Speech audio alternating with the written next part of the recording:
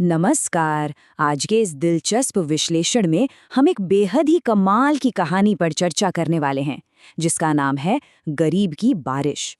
अब ये कोई आम कहानी नहीं है। ये असल में अटूट ईमानदारी और निर्मम शोषण के बीच की एक बहुत ही कांटे की टक्कर है। तो चलिए, बिना वक्त बर्बाद किए सीधे इस कहानी में गोता लगाते हैं। जरा सोचिए, क्या होगा अगर कभी कुदरत का कहर और इंसानी लालच दोनों एक साथ मिलकर किसी परिवार से उसका सब कुछ छीन लें। हमारी कहानी की शुरुआत में ही ये बहुत बड़ा सवाल सामने आ जाता है। एक ऐसा भयानक तूफान आता है जो एक गरीब लेकिन दिन रात मेहनत करने वाले किसान के सब्र की पूरी तरह से परीक्षा ले लेता है। भाग 1, तबाही का तूफान। कहानी शुरू होती है धर्मपुर गांव के किसान रामधन से। उसकी जिंदगी में तबाही इतनी तेजी से आई जिस पर यकीन करना मुश्किल है। सुबह के समय तो सब कुछ उम्मीदों से भरा हुआ था। पहली बार एक अच्छी फसल कटने वाली थी। लग रहा था कि अब बच्चे भूखे नहीं सोएंगे। लेकिन फिर शाम ढलते ढलते एक खौफनाक तूफान और तेज बारिश ने पूरी फसल को तबाह कर दिया। और हद तो तब हो गई जब अगले ही दिन सुबह गांव के साहूकार सेठ हरिराम ने कर्ज ना चुकाने पर रामधन को उसकी पुश्तैनी जमीन से ही निकाल फेंका।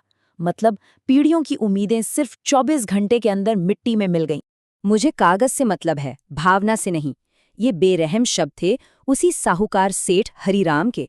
जब रामधन ने अपनी बर्बाद हुई फसल का वास्ता देकर कर्ज चुकाने के लिए बस थोड़ी सी मोहलत मांगी, तो सेठ ने उसे धक्के मारकर निकाल दिया। ये घटना बहुत ही साफ तौर पर दिखाती है कि कैसे कागजी और पैसों के लालच के आगे इंसानी दुख दर्द की कोई कीमत नहीं रह जाती। भाग 2, जंगल में संघर्ष। बेघर होने के बाद अब रामधन अपनी पत्नी सुनीता और बच्चों के साथ घने जंगल में पहुंच गया। वहां एक बूढ़े साधु ने उन्हें अपनी टूटी सी कुटिया में रहने की जगह दी। अब उनकी रोज की जिंदगी कुछ इस तरह की हो गई थी। रोज गहरे जंगल में मीलों पैदल चलना, दिन भर पसीना बहाकर भारी भारी लकड़ियां काटना और शाम को उन्हें बाजार में जाकर कौड़ियों के भाव बेचना। फिर उन्हीं थोड़े से पैसों से सिर्फ कुछ आलू प्याज और आटा खरीदकर परिवार का पेट पालना। ये उनकी नई और थका देने वाली सच्चाई थी। और ये सब वो सिर्फ इस छोटी सी उम्मीद पर कर रहे थे कि एक दिन वो बच्चों के लिए थोड़ा गुड़ और पत्नी के लिए एक साड़ी खरीद सकेंगे।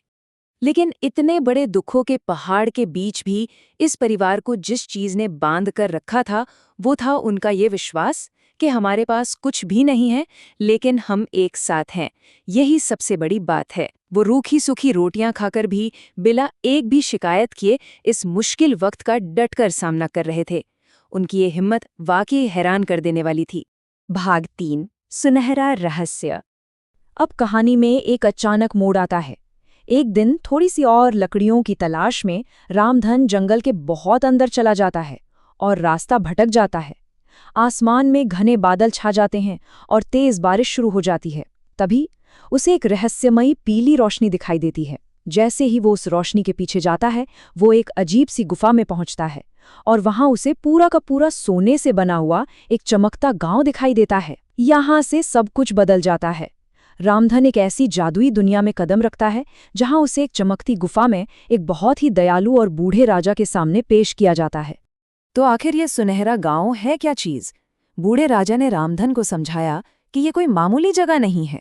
ये एक ऐसी रहस्यमयी दुनिया है जो सिर्फ और सिर्फ उन्हीं लोगों को नजर आती है जो सच्चे दिल से बिना शिकायत के कड़ी मेहनत करते हैं और जिनमें जरा भी स्वार्थ नहीं होता।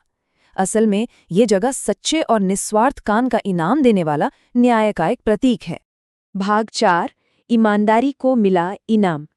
राजा रामधन की आंखों में उसकी सच्चाई और मेहनत को तुरंत पहचान लेते हैं और उसे नई शुरुआत करने के लिए सोने के सिक्कों से भरी एक छोटी सी तिजोरी इनाम में देते हैं।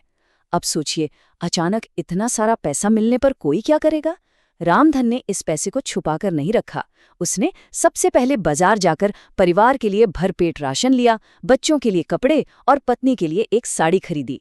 उसके तुरंत बाद वो सीधे सेठ हरिराम के पास गया, अपना एक एक पैसे का कर्ज चुकाया, अपनी पुश्तैनी जमीन वापस ली और लकड़ी का एक बहुत ही ईमानदारी भरा व्यापार शुरू कर दिया। है ना कमाल की बात? भाग 5, लालची सेठ का पताइन।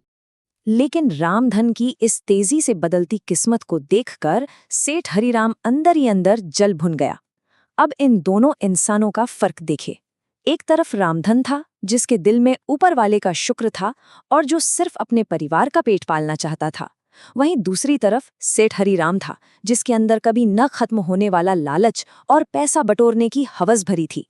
इसी लालच की वजह से सेठ ने छुपकर रामधन का पीछा किया और उसी सुनहरे गुफा तक जा पहुंचा ताकि वो भी उस जादुई खजाने को लूट सके। तुम्हारा लालच तुम्हें बहुत दूर ले जाएगा। उस जादुई दुनिया ने सेठ हरीराम को सिरे से नकार दिया। राजा ने उससे साफ कह दिया कि तुम्हारे अंदर सिर्फ लालच की बदबू है। राजा के सिपाहियों ने उसे बंदी बना लिया और ये बात बिल्कुल साफ हो गई कि सेठ को जो सजा मिली वो किसी और ने नहीं बल्कि दूसरों की जमीन हड़पने वाले उसके खुद के गंदे कर्मों ने तय की थी। भाग 6, किसान से राजा तक। वापस असली दुनिया की बात करें तो रामधन का व्यापार बहुत फलने फूलने लगा। वो सही दाम पर लकड़ी बेचता था, गांव वालों के साथ ईमानदारी से रहता था और अपने सीधे साधे स्वभाव की वजह से पूरे गांव में बहुत इज्जत कमाने लगा। और तभी इस कहानी में एक और बहुत बड़ा ट्विस्ट आता है। एक रात उस रहस्यमयी दुनिया के बूढ़े राजा का दूत रामधन के पास आता है। राजा, जिनका अपना कोई वारिस नहीं था, उन्होंने रामधन को आधी रात को अपने महल में बुलाया और उसे सीधे अपने राज्य का सिंहासन सौंपने का प्रस्ताव रख दिया। यहाँ ये समझना जरूरी है कि असली इनाम वो सोने के सिक्के नहीं थे, बल्कि ये बात थी कि रामधन के अंदर एक राजा बनने के सारे गुण मौजूद थे। पर सवाल यह है कि आखिर रामधन को ही क्यों चुना गया? देखिए, इसके कई कारण थे। सबसे पहला, इतनी भयानक गरीबी और दबाव में भी उसकी ईमानदारी नहीं डगमगाई। उसकी लगातार मेहनत, अपने परिवार और गांव वालों के लिए निस्वार्थ भावना और सबसे बड़ी बात, पैसा आने के बाद भी उसके अंदर घमंड नाम की कोई चीज नहीं आई। राजा ने बहुत ही बारीकी से इस बात को भांप लिया था कि जिस इंसान ने अपने परिवार को भूख से बचाने के लिए इतनी लंबी लड़ाई लड़ी है, वो कभी अपनी प्रजा को भी भूखा नहीं सोने देगा। सिंहासन और ताज को अपनाते हुए रामधन ने अपनी पत्नी से जो कहा वो बहुत गहरी बात थी। उसने कहा, हम राजा नहीं बल्कि सेवक बनकर जिएंगे। रामधन ने ताज तो पहन लिया, लेकिन उसने एक शासक होने का मतलब ही बदल दिया। उसने खुद को कोई बहुत बड़ा भगवान के समान राजा नहीं माना, बल्कि जनता का एक बहुत ही विनम्र सेवक मानकर काम किया। तो हमारा ये विश्लेषण, ये चर्चा हमें आखिर में एक बहुत ही गहरे सवाल के साथ छोड़ जाती है। क्या सच्ची दौलत कभी न खत्म होने वाले लालच पर टिकी होती है, या फिर सच्ची और बिना किसी स्वार्थ की गई मेहनत पर? ये कहानी आज के हमारे समाज में दौलत, हिम्मत और एक अच्छे नेतृत्व का असली मतलब क्या है, इस पर हमें बहुत कुछ सोचने पर मजबूर कर देती है। उम्मीद करते हैं कि आज के इस विश्लेषण से आपको कुछ नया और प्रेरणादायक सोचने का मौका मिला होगा। जुड़ने के लिए बहुत बहुत शुक्रिया।